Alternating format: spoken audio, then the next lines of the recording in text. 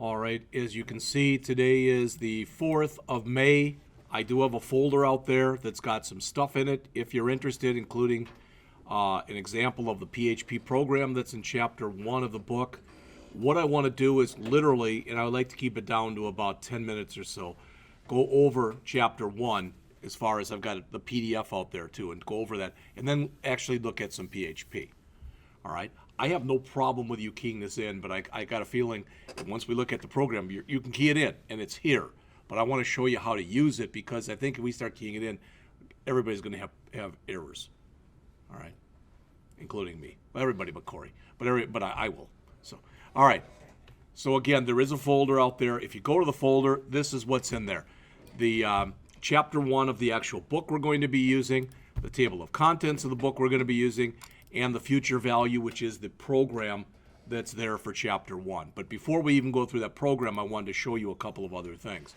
First of all, if you look up on the screen here, this book has 24 chapters in it. All right, and those 24 chapters encompass 800 pages. Now, you might be that good that you can go over 20 chapters in 16 weeks. Maybe you are. I'm not. So there's no way we're going to go over every chapter that's in here. All right, plus some of these chapters, this is my feeling, and you'll have to correct me if I'm wrong, but this introduction to relational databases and MySQL, that should be all review for you, because you're in the 147 class this semester. So we'll spend some time on it, but not a lot. All right, but it's important, so we'll do this already in chapter 4, how to use PHP with an SQL database. So what you'll have to learn is how to use, how basically you can create an HTML form, and using that form, you can either have a blank form that comes up and you fill in everything and boom, it'll put a record into a database for you. Or you've got a drop-down list that says, what record do you want? You pick the record, it brings it up. You can either remove it then, or you can modify it. All right, so we'll look at that. From there, as it says, we'll go into how to use Model View Controller to organize your code. And after that, there's a short little thing in there on debugging. All right. Then, if you notice section 2, all of this entire thing is not database. It's all just solid PHP. What you're going to find, and hopefully you've noticed this already, for example, if you look at the difference between Java and C#, there really aren't a whole hell of a lot of differences. You really should be able to take a program that you've written in one of the languages and put it in the other language and use the same logic. Well, the same thing will apply here. The big thing in here is the syntax is a little bit different as opposed to other languages. All right? And even with this, I don't know how much time we're going to spend on this, but notice how to design a website. Well, hopefully you've gotten that this semester. I don't know if you've designed any websites from, or not website. I don't know if you've designed any databases from scratch or not. It's okay. I'm seeing head shaking, so you have. All right. Then how to use SQL to create the database. You know that. How to use SQL to work with a MySQL database. You know that. All right. Professional PHP for working with MySQL. Well, we'll have to do some work on that. All right. And then get to the point where we're at a database-driven website. Now, I do want to spend some time and go through this, not today, and it's not a long chapter, but how to create secure websites. There's not enough security in the classes that you take here, all right? But the how to send email, probably not going to have enough time to go through it. The how to work with files and uploads, etc., same thing. This book, if you've bought the book and or if you've looked at it at all, this book literally has a project in it where somebody owns, I think they call it the Guitar Center. Here's a surprise, they sell guitars, all right? And that's the e-commerce site, okay? So again, how much time will we spend on that? I don't know, all right? But to me, I have to spend, the bulk of the class has got to really be spent in here because it's a PHP class, all right? So, just so you've seen that. So chapter 1, oh good, and I'm happy now because the Brewers are winning. All right, so chapter 1, I've got this out there on the system, and I don't want to spend much time on it, but the first section of the book, I already went through this, what it's going to go through. So in chapter 1, it says you'll learn how programming in PHP works, and the tools that you'll need to develop PHP applications. All right, so that's what we're concerned with. All right, again, I'm not going to read a lick of this, but you can look at it. One thing that's fairly consistent, all right, fairly consistent with Murok books, especially Murok books that have anything to do with the web, they feel like they have to put in this stuff, where they explain to you what a LAN is, what a WAN is, etc., and they show you pictures showing you the differences between using a static web page and a dynamic web page. We've actually looked at that in other classes, so I'm not going to talk about that at all. And as far as this goes, again, not trying to be funny, do you care about the history? Some people do. You may or may not have heard the story, but when PHP was first created, the person who created it made their own language, and this was years ago. Okay, so the web was not nearly as sophisticated as it is right now. But what he wanted to do, the gentleman, I can't remember his first name. His last name I think is Lasdorf, Ramus Lasdorf, or something like that.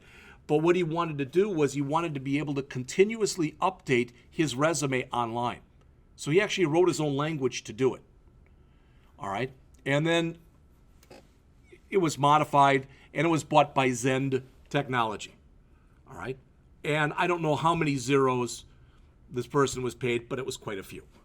Okay, and Zend doesn't spare any expenses. I may or may not have told you, I got to go to a Zend conference about 5 years ago in San Diego, and it was they didn't waste any money. I mean, they weren't afraid to throw money around, is what I should say. So we'll quickly look at that, then go into the product description file. Fine. How to edit and test, yeah, look at that too.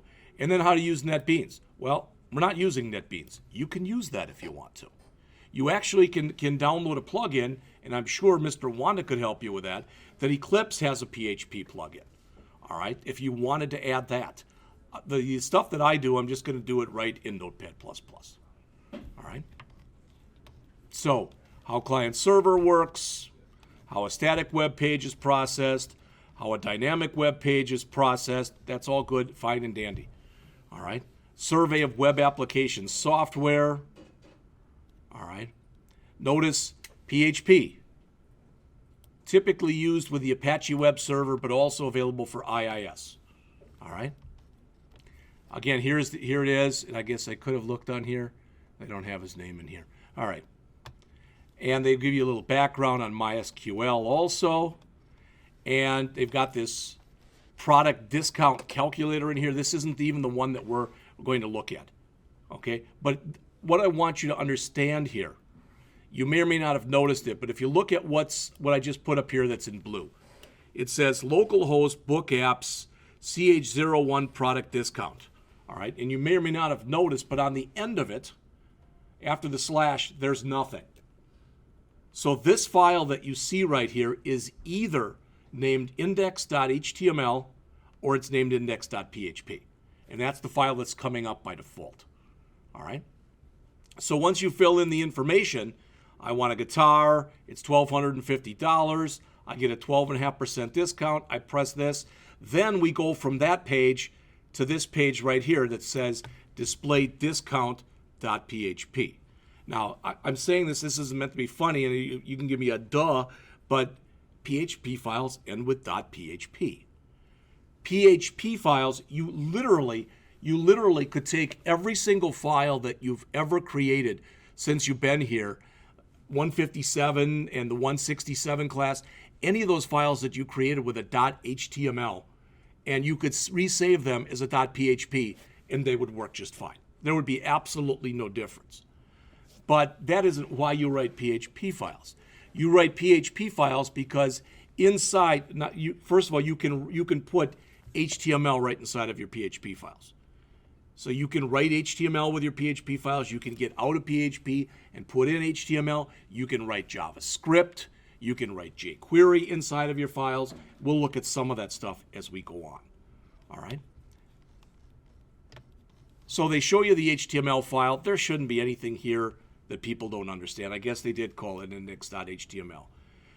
But notice, because we haven't done that much of that in the past, quite often when we've said action equals, you've just put the hashtag in there, right? which means stay on the page you're at. What this means is when this index.html file, when you click the submit button, all right, at least try to submit it, and what should come up then is display discount.php. All right, and you'll notice here, and I purposely highlighted all that, but you'll notice it says there that the method for it is post. And the reason that I'm mentioning that to you is that when you use post, what happens is PHP automatically takes all those variables that you see down here and it puts them into a special array that's called $_post. All right. If this had said get, it would be $_get. As we get into it, we talk about things like cookies. There'll be $_cookies, and there's a few more. All right. I don't know how much of this we have talked about or if you heard from before, but what I'm saying right now is a little bit of a generalization, but it pretty much holds true.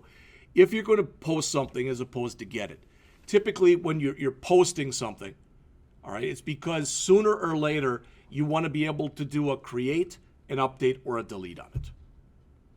All right. If it's a get, you just want to look at the data. So to put it in MySQL terms, again, a post is like an insert, an update, or a delete. A get is like a select. All right? And there's more to it than that. We'll talk about some of that stuff as we go on. But again, I'm just trying to introduce a couple of the hopefully easier parts of it. All right, CSS. There's probably nothing in here you don't already know. There's probably some of you in here, I can sit down and write decent CSS, but it takes me a while. So there very well could be people in here that can write CSS as well, if not better than me, and I'm sure faster than me. You know what? Good for you. I'm not trying to be funny. That's okay. I think that's a really good trait to be able to have. All right. All right, then the PHP file. So I want to mention a few things about this. I didn't put this stuff in yellow. The author did. All right. And it looks a little funky when you look at this, but I'm just going to I'll grab the first line that's here. It says, get the data from the form. Well, remember before, just a second ago, I mentioned to you that there's this array, $_post. And notice right there, $_post. So literally what that says is whatever you just passed in from the form and you passed it in via a post, I'm going to put it into a local variable that's called product description. Hopefully you notice if you look at that by syntax, PHP variables must start with a $. All right. And after the $, they can have either a letter or an underscore, all right, as the first character. I would recommend never using an underscore as the first character because there are a lot of built-in variables in PHP that start with underscores, all right? You say, well, I'm doing it anyway, then you're going to do it anyway, all right? There's nothing that says because this was called product description that this has to be called product description. But in my opinion, good programmers do that, all right? And I wouldn't, whatever it's called here, I would call it the same thing here, but just put a $. In front of it. So this is grabbing those three fields from the form, and for lack of better words, what this is, and what this is, they're two things. They're local variables. I already said that. They're also aliases. Because if I wanted to, I never would have to create these. But then whenever I wanted to reference them, I'd have to do it like this. And again, you'll find that most people don't like to do that. It's very easy. Much of the stuff that's in here is case sensitive. If you don't make that word post in there, if you leave out the $, or the underscore, or if every letter in there is not capitalized, it won't work. And quite often when it won't work, it won't even give you an error. It just won't work. All right? And it's weird because some of the stuff that's in here, variable names in here, so like this variable name, all right, that particular variable name, that is case sensitive. All right? What you'll find is some people write it again like this, product underscore description. Other people write product description and jam it together and put the D in description capitalized with it using the camel case. All right? All that I ask is when you do this, do it any way you want, but be consistent. Yeah, thank you. Be consistent in the way you do it. All right? All right. Now, then we're coming in here. Now we are creating a new variable. Discount. That did not exist over here. There is no variable over here in our HTML that's called discount. So that's a local variable.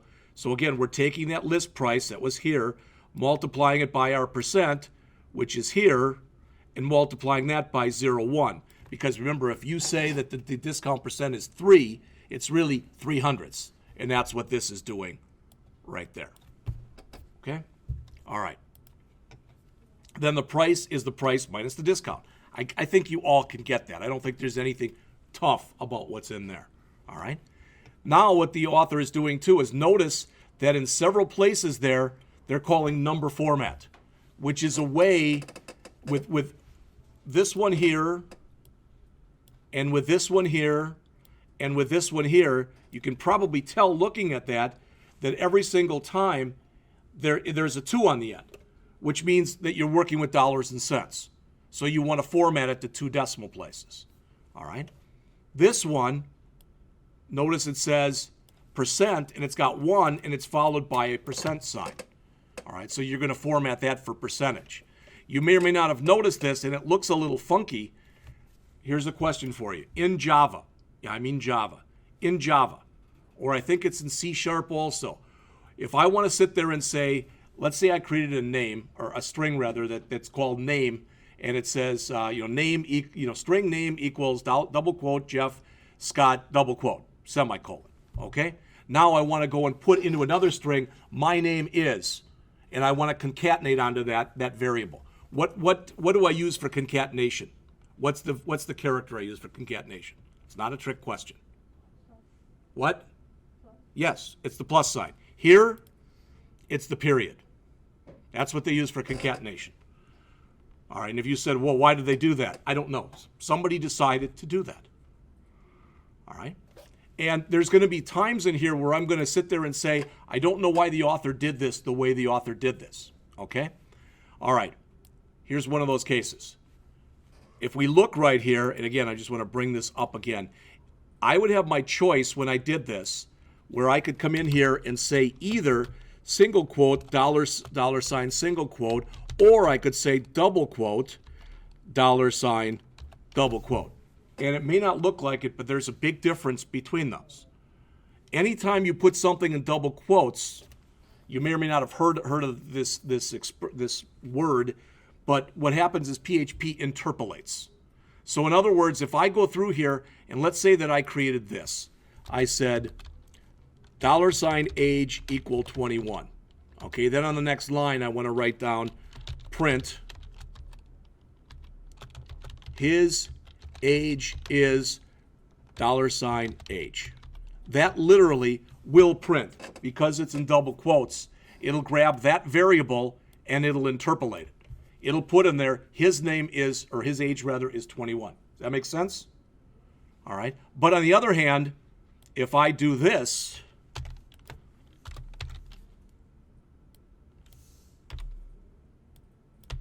it's going to say exactly that. His age is $age. It doesn't do the interpolation. So people think, well, I better use this all the time then. Baloney. All right? All I have to do is this.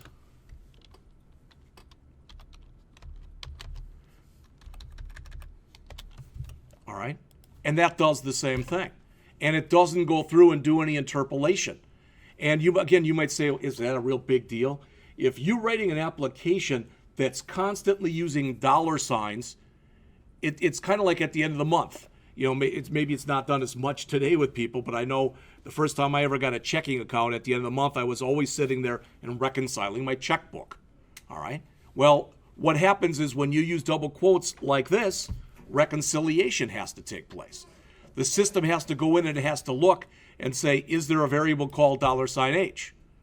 Doesn't care what its type is. It's going to just plop it in there then, plop in the value of it. All right? Also, and I didn't say this before, notice all PHP must be within what are called PHP tags. And those PHP tags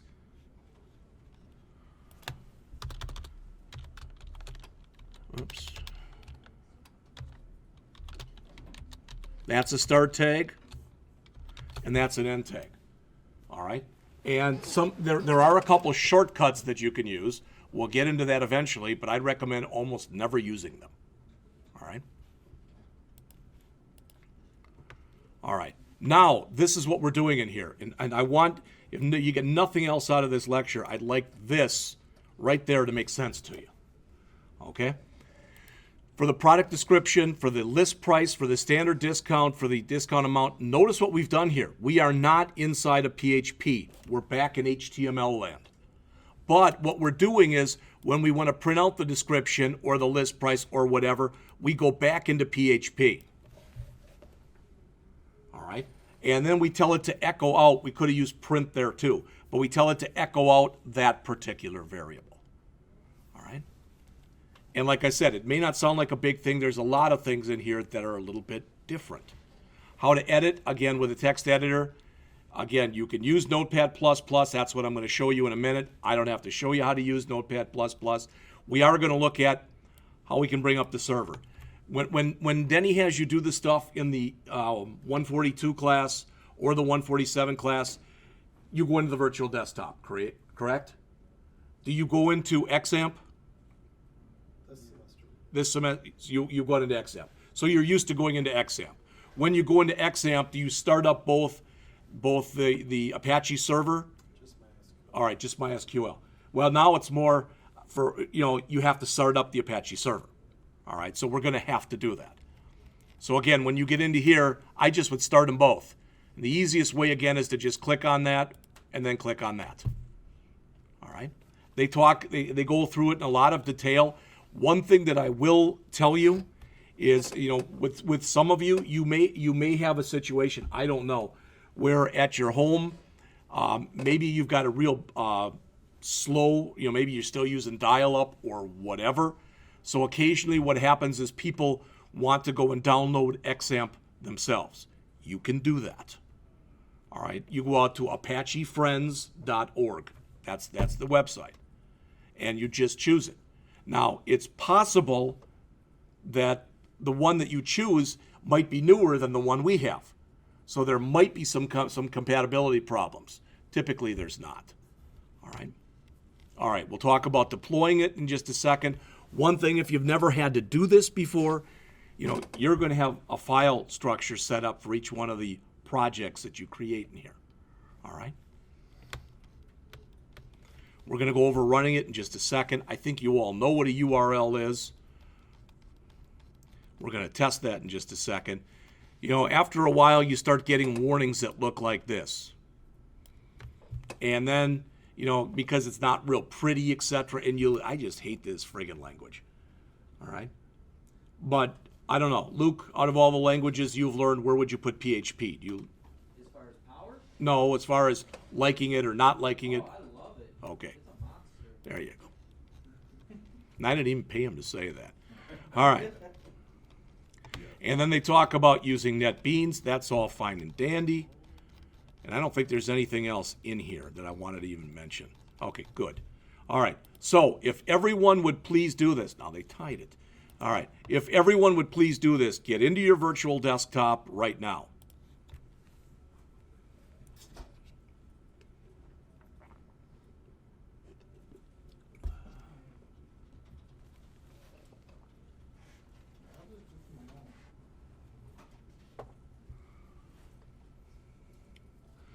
The first thing that we're going to do once everybody is in is we're going to look at what's in there, and we're going to write the simplest PHP program that I know of. All right, it's got a start tag, a function call, and an end tag. That's it. You say, wow, well, that's not very much. Yeah, but what it does is it gives you about 11 pages worth of information. All right? That's what we're going to tell it to do. And you're going to see it on your screen literally in a matter of seconds. All right. If you don't have a shortcut for the XAMPP control panel, you should be able then to go to Start and go to All Programs and go down right near the bottom. And at least on mine, the bottom one does say XAMPP. All right. And if I click on that, you'll see there's two different things there that look pretty much the same. One says Bitnami for XAMPP, and the other one says XAMPP control panel. What you may want to do, all right? I used to tell people to do this, and I'd hear people say, well, I don't want to do that. Then don't do it. But what you may want to do is you might want to right mouse click on there, drag out, and choose create a shortcut here. All right? I've already got one, so I'm not going to do that. All right? If you don't want to do that, then again, all programs, XAMPP, and then just click on where it says XAMPP control panel. Mine's already up and running, but yours will look like this once you do that. Yours won't have the green here. All right? I will tell you, please listen to this. If you're the kind of person who doesn't like to use the virtual desktop here, but you like to download all the stuff on your own machine. All right, again, there may be some people in here who are like that. All right, what happens is this XAMPP looks for port 80. All right, and it wants to work off of port 80. If you're working on your own machine and you already have something in port 80, then what you have to do is you have to go into, and I'll show you the file in a couple minutes. You have to go into the php.ini file, at the initialization file, and there's two places in there where it's set to 80. And the recommendation is reset it to 8080. And if you do that, it's going to use a different port number, and then it should be all right. All right? But if you're going to do that, if you're ever going to change a file that ends with .ini, what's the first thing you do? Back it up. Make a copy of it. Not for if, but probably for when you screw it up. All right? So my hope is that everyone's now looks like this. Again, if we weren't doing any database stuff, we could stop this. All right? But I'm just used to turning them both on all the time. All right? Now, I'm gonna key something in here. I'm gonna bring up a browser window, and I want you to do the same. Yours is not going to look like mine. All right? If you just come in here right now and type in localhost, again, that's how mine looks, but that shouldn't be how yours looks. If you get a splash screen that's got XAMPP on it, that's the way it should look. All right, I can see Stephanie's there, and that's how it actually should look. I've got a file called index.php right under where it's looking. That's why it's finding that file. All right?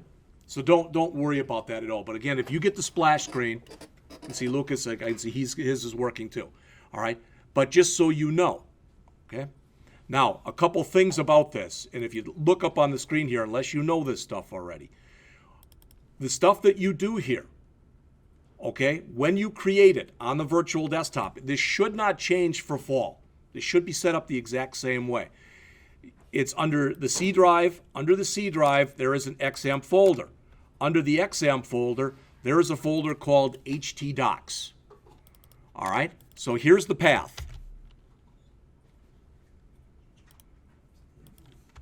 Right there. Not much, but the point is, every single time that you're creating a project and you put your PHP files, that's where they have to be saved.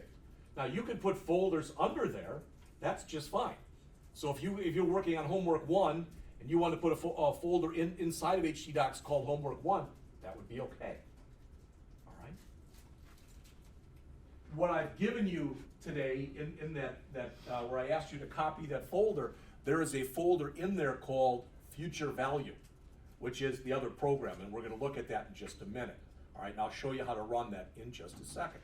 All right, just so you know though, if I go back into XAMPP from where I was, if I get out of htdocs and I look in here, there's a lot of stuff in here. All right, this is all XAMPP stuff. And again, not knowing what Denny has or has not shown you in here, there's different stuff, and I believe, because Terry asked me last year, he said, hey, do you mind if I just install everything that's available under XAMPP? Because it's a much easier install. And I said, yeah, that'd be fine. But there's FileZilla in here. There's Mercury, and I don't even know what that is. There's Tomcat, which is another server that basically it's a type of Apache server. But the point is, there's a lot of stuff in here. All right? And you don't have to do this, but I'm going to look through here, and I'm going to look for a file that's called php.ini. All right, it's going to find more than one occurrence of it, I know that. But I'm going to look, I think this is the one right under XAMPP. All right. This file, and it looks a little bit weird, any line that you see there that starts with a semicolon in this ini file, those lines are all comments. So if I wanted to turn this off, let's say, I would just get rid of it. Make sense? All right. We're going to write our first program in just a second, and what we're going to do is basically print out all of these listings that are in here and then some other stuff.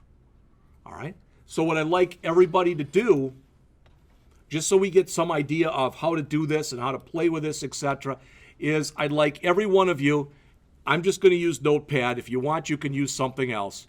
But bring up Notepad or bring up whatever you want to use, and please key in this. Don't save it or anything yet, but just key this in.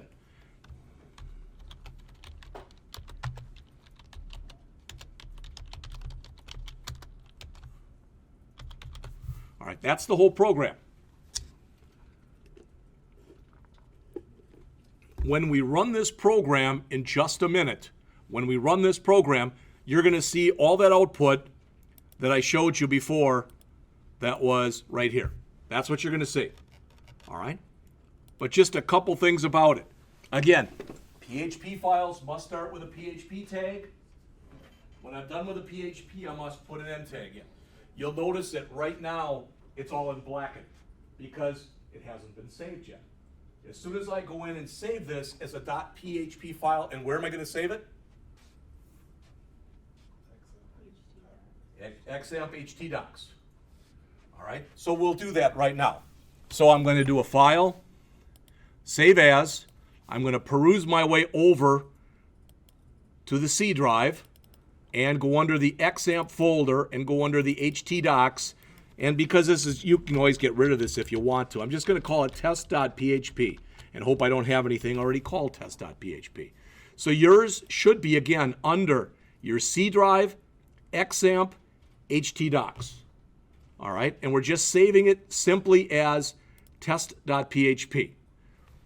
And I don't know if you've ever been told the old thing here, bless you, but I always save my files inside of double quotes.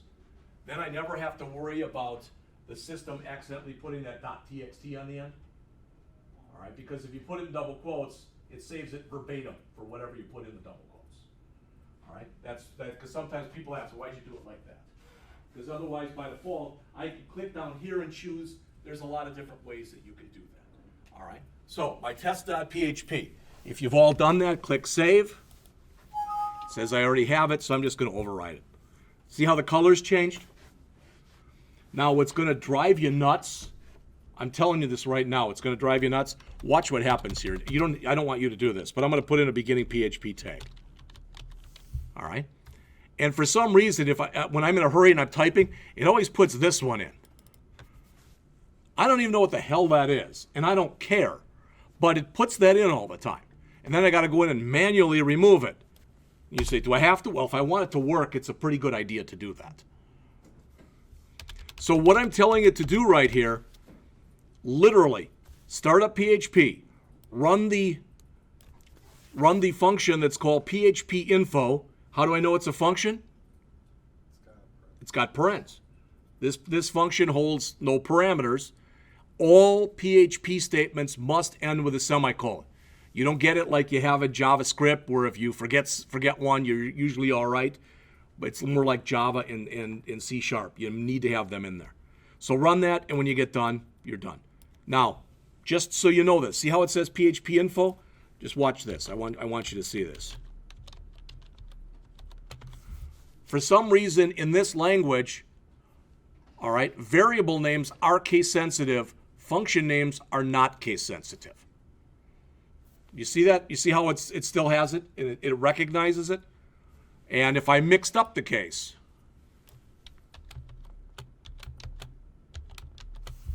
okay, I would recommend whenever you're calling one of PHP's functions, I would recommend always using lowercase, and I would recommend when you write your own functions, always start them with lowercase. All right? Now, before we run this, one last thing. That is the magic place to find out almost anything PHP is php.net. All right? This is an open source project. It's got a fantastic help system.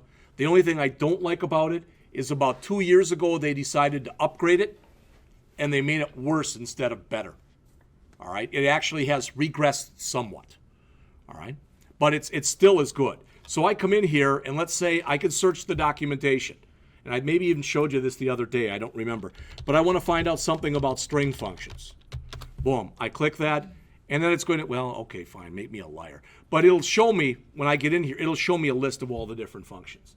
And I'm just going to pick something that's in here. It might not be, but it doesn't matter. And when you go in here, what does it show you? The name of the function, it shows you the syntax, it explains to you what every parameter is, whether or not it returns something, and then typically it shows you at least one working example of it. I like that for a help system because that helps me when I'm trying to learn something. All right? Good, bad, or indifferent. The other thing you find, sometimes there's a lot of examples, and then you get a forum down here where people are saying you shouldn't have done that because of this. Then they argue online. They put all that stuff in there. All right? So let's go run this now. And the way we're going to run it is bring up, I'm always going to use Chrome in here, but if you don't want Chrome, I wouldn't use IE because I wouldn't use IE. But you can use IE and you can use Firefox, but I use Chrome. All right? And then what I want you to do is just type in localhost /test.php. That's it. And hit enter. If it comes back and it says file not found, you probably didn't save it under htdocs. Or you didn't save it, period. All right? If it comes back and it looks like this, then it worked. All right? If you want, you can peruse your way through this. One thing I want you to note is if you look up here, that's the version of PHP. When XAMPP was put on this system, XAMPP is what provided us with PHP. All right? And this is the version that it's using. Very soon, it may be by fall, I don't know, but very soon, PHP is coming out with version 7. They're totally skipping 6, and they're going right to 7. I don't know if that'll happen by fall or not. I haven't done anything with 7. You can go out to some sites, and you can look at it. It's in beta mode. All right? But when you look through here, it's broken up into categories. So if I'm just going to work my way down a little bit. So here's the Apache environment. So if I want to know, for example, okay, where's the home for MySQL on here? There it is. It's under XAMPP MySQL /bin. All right. If I keep working my way down, and I want to know some date stuff. All right. The date support has been enabled. So what you're going to see in here is a value that's associated with basically everything that's in your ini file. All right, so what we told it to do in that program, in that little program that we wrote, was just spit the ini file at us. All right, it's not always that easy, but this is an example of it. A couple more things. If we look in here, you're used to this. / single line comment, not that. Single line comment / multi-line comment. Okay? Anybody in this room, I'm just asking, and if you don't, that's fine. Anybody in this room know Perl? Okay? Perl, when you write Perl, comments in Perl, you use a £. Well, they decided here that could also be used for a single line comment. So that's how you do your commenting. Okay? All right. With that said, because I don't want to go really past 4, I want to run through the other files that I put in here for the future value program. So I'm going to show you those right now. So again, I'm just going to dig in here, XAMPP, htdocs, and I'm going to go down to future value. All right. I don't see it in here, which isn't a good thing, so let's see.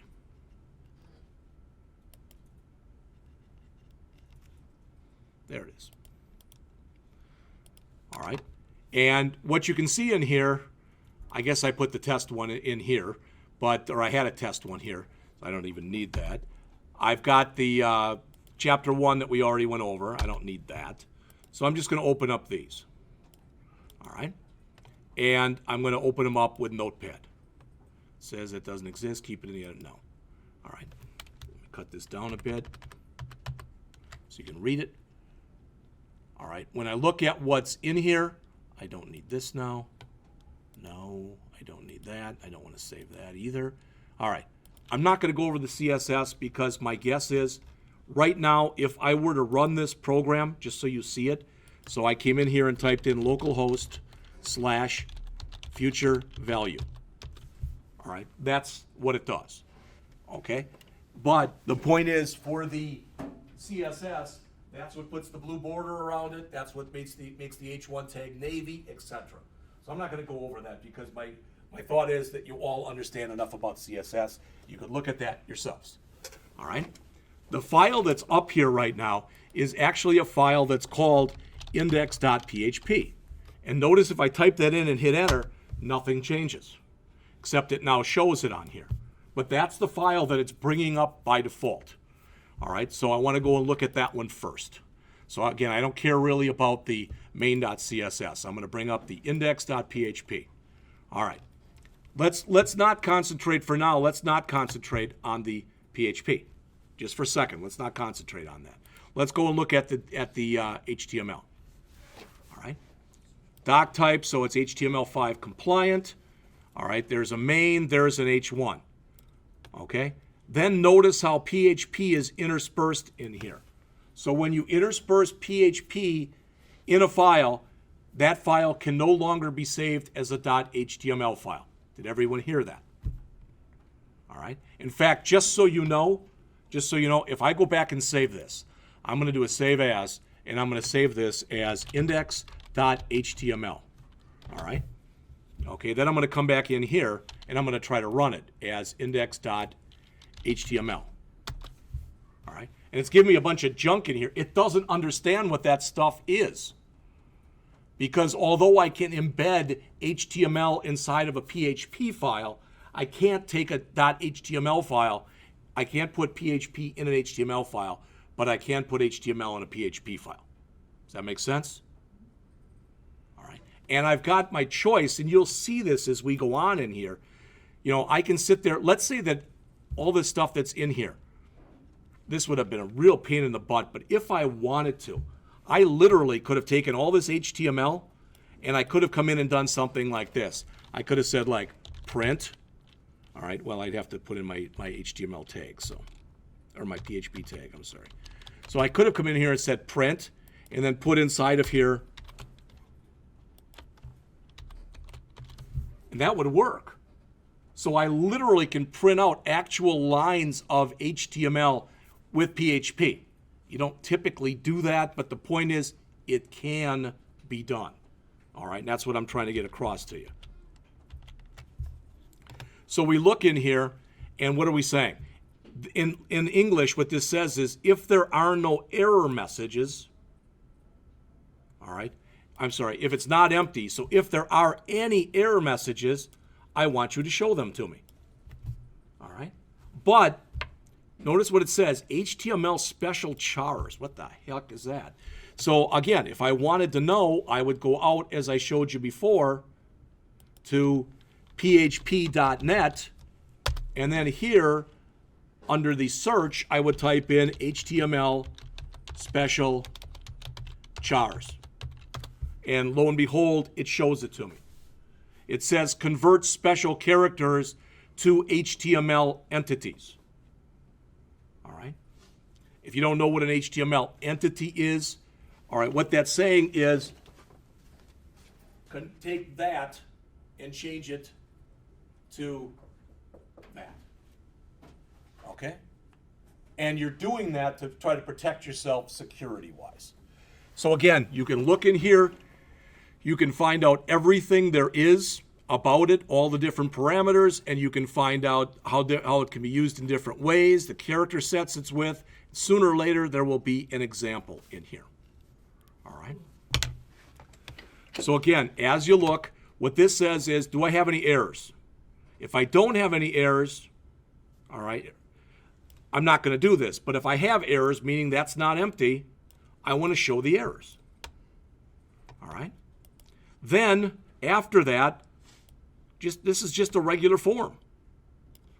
except for a couple things. That is, we want to pre-populate the form with this stuff. All right? We want the form to be what's called sticky. And you say, what does that mean? If you don't know, just to show you, get rid of some of this stuff here. All right? So let me go back now and run the actual PHP file. Okay? I'm going to hit calculate. Do you think it'll work? With nothing in there. Do you think it'll work? Okay? That's what's inside of error underscore message right now. Investment must be a valid number. Okay, so I'll put in a number. -7. It must be greater than 0. All right, so that's two different errors that are associated with this. Okay, fine. $100. All right. Now I run through the same thing. Interest rate must be a valid number. All right. -5. Must be greater than 0. All right, let's just say that it's 10%. I don't know what you get today that's 10%. Number of years. Must be a valid whole number. All right. Must be greater than 0. All right. Well, somebody put that in that it has to be between 1 and 30 years. That was basically put in there as constants for the program, okay? So what this says, let's say that I've got a child that was just born, and I put $10,000 in some kind of a thing for them, and it gets 10% interest. Nothing does, but let's just pretend. And this will keep there for 18 years. All right, so when they're 18 and ready to go to college, I can cash this in. What that says is, by that time, that's what they'll have earned. Does that make sense? All right. And what you may or may not have noticed is, right here, when we're here,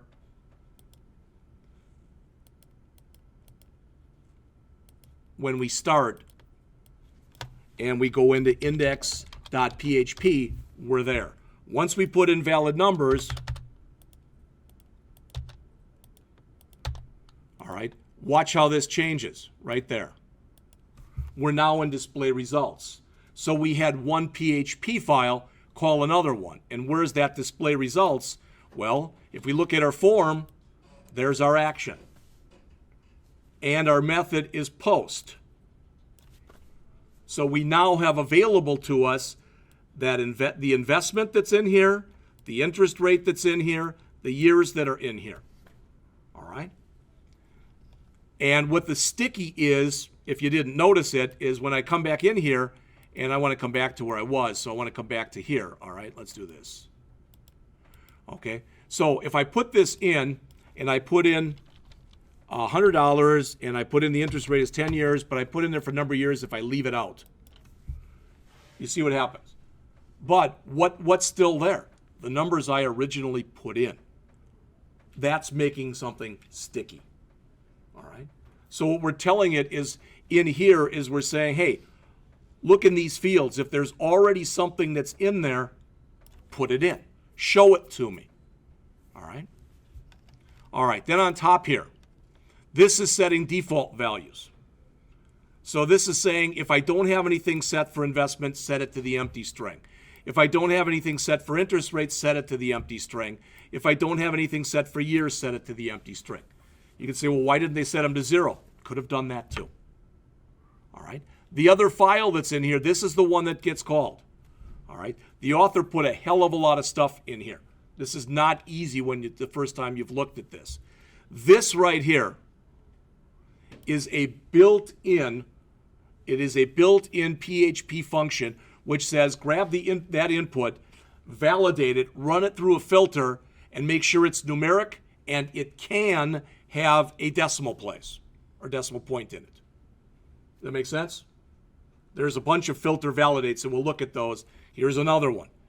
For years, we're only holding whole numbers. All right? So if I ran that program, if I ran the program again and I said number of years, and I said 4.5, and I click calculate, it's not going to work. And it didn't work right there. It says years must be a valid whole number, and it removed it. But it didn't work because that filter looked at it and said, that's not an int. Just the same way if I come back in here and I put in 10, but for the interest rate, if I put in 10.0.3 and I click, that's invalid because you can't have 2 decimal places in a float, or 2 decimal points in a float. All right, then, so we've done all this. This grabs the data from the form and it populates it, and while it populates it, it does some validation on it. All right, then it says, okay, if we left the investment false, equal, equal, equal. Remember that? Have you guys talked about equal, equal, equal in the C# class? All right, because that's equality and identity. So that's saying not only is it false, but it's Boolean false, for lack of better words. So if there's nothing in there, this is what we fill the error message with. Otherwise, if it's less than 0, that's what we fill the error message with. Otherwise, if the interest rate, okay, is invalid, that's what we fill it in. So you can see as you work your way down, there's different ways this can be done, but the author is showing a way. So when you get down to right here, this error message is either going to have something in it or it's not. Does that make sense? All right. Up here, you know, we're setting error message right here. It was never set before that. So you don't have to set up and initialize variables. Not only that, there are not variable types per se in this language. Okay? Where I've got here $years, if I wanted to on the next line, I could type in $years equal false. Then on the next line, I could type in $years equal double quote Jeff, double quote. So you can keep changing data types if you want to. All right? So what this is saying literally is, okay, if there's an error, go back to our index.php file. All right? And what happens is it goes back to the index.php file, it runs it, then it comes right back to this file. That's why you need the exit right there. Okay? And so if it gets down to here, there were no errors. So it's going to come through there and it's going to run the future value calculation. Then once it gets all those values, it's going to format them. All right? So they're at 2 decimal places. And then that's what it's going to use basically in here to print out the value. So again, one last time. I come in here, I put in $10,000. I say that the interest rate is 3%, and I'm going to do that for 15 years. All right? So $10,000 at 3% for 15 years. At the end of that 15 years, that should be worth that amount of money. All right? Does all that make sense? That was quick. It may not seem like it was quick, but it was quick for 1 hour. So we're going to go back at the beginning of the semester and go over that. When we get into chapter 3, we're going to write a simple database application. All right? It's not going to set the world on fire, but it'll be something, and I'm working on it right now. Okay? That's all that I had.